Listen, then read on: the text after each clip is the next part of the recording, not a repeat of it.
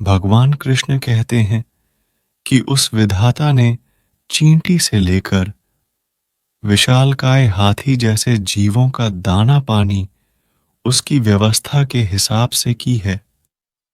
उसमें विश्वास रखकर कर्म कर। जो तुझे नहीं दिख रहा है वो उसे दिख रहा है। द्रौपदी के स्वयंवर में जाते वक्त श्री कृष्ण अर्जुन को समझाते हुए कहते हैं, हे पार्थ, तराजू पर पैर संभल कर रखना, संतुलन बराबर रखना, लक्ष्य मछली की आंख पर ही केंद्रित हो, उसका खास ख्याल रखना।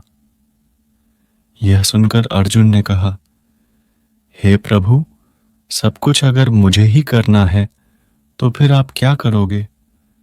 वासुदेव हंसते हुए बोले, हे पार्थ, जो आपसे नहीं होगा वह मैं करूंगा।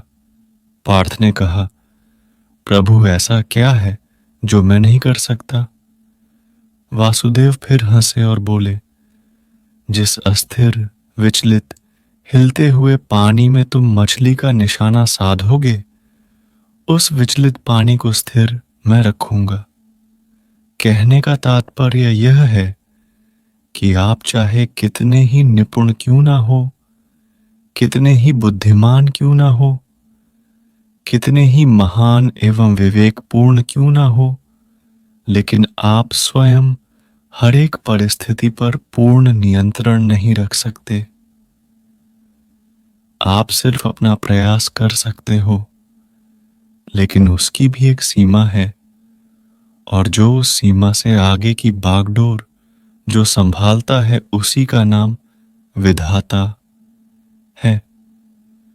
उसी विधाता ने आपकी सारी जिम्मेदारियां ले रखी हैं, लेकिन आप हो कि सारी जिम्मेदारी खुद ही लिए फिरते हो। सारी दुनिया का बोझ आप अपने सर पर लिए फिरते हो, तो इसमें किसी का क्या दोष? हमें सिर्फ अपना कार्य करते रहना चाहिए। भगवान क्या कर सकते हैं या क्या करेंगे, ये गहरा विषय है। उस विधाता ने इतनी बड़ी दुनिया बनाई, विशाल समुद्र बनाया, उसमें रहने वाले विशालकाय जीवों के जीवन की डोर बनाई, उनके लिए दाना पानी की व्यवस्था की। हजारों लाखों टन पानी को समुद्र से उठाकर हजारों मील दूर आवश्यक स्थान पर बिना किसी साधन के बारिश के रूप में पहुंचाना।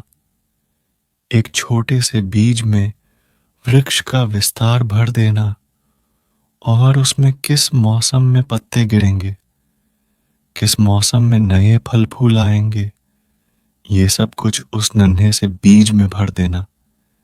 ये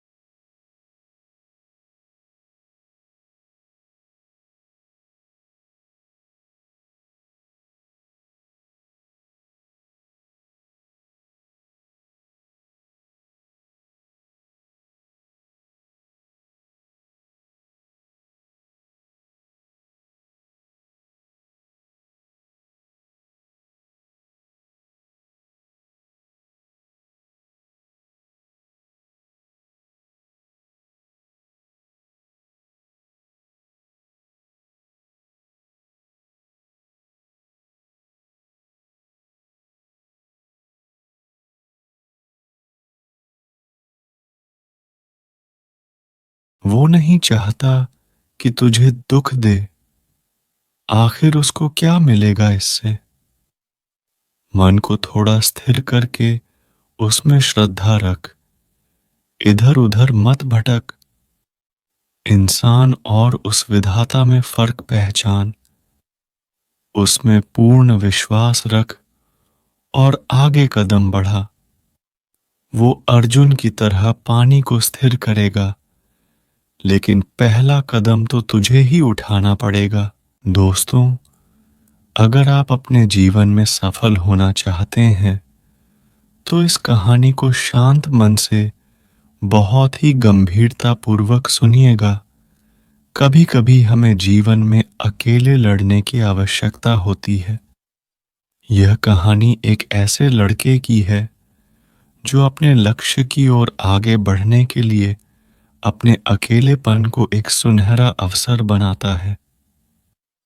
एक समय की बात है, एक छोटे से गांव में एक लड़का रहता था। वह बहुत सपने देखता था और अपने लक्ष्यों की प्राप्ति के लिए प्रयास करने का निरंतर जुनून रखता था, परंतु उसके पास न कोई साथी था, न कोई रास्ता दिखाने वाला। उसके परिवार में भी उसके सपनों को समझने वाला कोई नहीं था। इसलिए उसे लगता था कि वह अकेलेपन की जंजीरों में बंद है और उसके सपने अधूरे रहेंगे। फिर भी उसने निरंतर मेहनत की और अपने आत्मविश्वास की आवाज को बुलंद किया। उसकी इच्छा शक्ति और संघर्ष ने उसे सही दिशा में आगे बढ़ाने की शक्ति दी। एक दिन उसे अपने गांव के बाहर एक पुस्तकालय का पता चला। वह आश्चर्यचकित हुआ, क्योंकि उसे पहले कभी ऐसी जगह नजर नहीं आई थी। धीरे धीरे उसने उस पुस्तकालय के दरवाजे पर कदम रखा। वहां जाकर उसने देखा कि लोग पुस्तकों के बीच खोए रहते हैं और वहां की शांतिपूर्णता और ज्ञान के वातावरण ने उसे संतुष्ट कर दिया। अपनी उत्कृष्टता को पहचानते हुए उसने लिया निर्णय किया कि वह पुस्तकालय में समय बिताएगा। धीरे धीरे वह पुस्तकालय की विभिन्न किताबों को पढ़ने लगा और नई दुनिया की खोज में निकल पड़ा। दिनों बिताने के साथ साथ उसका ज्ञान बढ़ता गया और वह अच्छे लेखकों और दर्शकों के साथ रिश्ते बनाने लगा। इसी के साथ उसने लिखने का भी मन बना लिया। वर्टिकल बार उसने कई लेख लिखे, जिसमें से उसका एक लेख प्रकाशित हुआ और उसे अवसर मिला अपने लेखकीय कौशल को दुनिया के सामने प्रदर्शित करने का। वह लड़का जिसने कभी अकेलापन को एक रुकावट समझा था, अब एक प्रेरणादायक उदाहरण बन गया। लोग उसे मान्यता देने लगे और वह लड़का अपने लक्ष्यों की ओर अग्रसर होने में सफल हुआ। इस कहानी से हमें यह सीख मिलती है कि अकेलापन को एक सुनहरा अवसर बनाने के लिए हमें संघर्ष करना चाहिए। हमारी संयमितता, समर्पण और मेहनत हमें अपने लक्ष्यों की प्राप्ति की ओर आगे बढ़ा सकती है।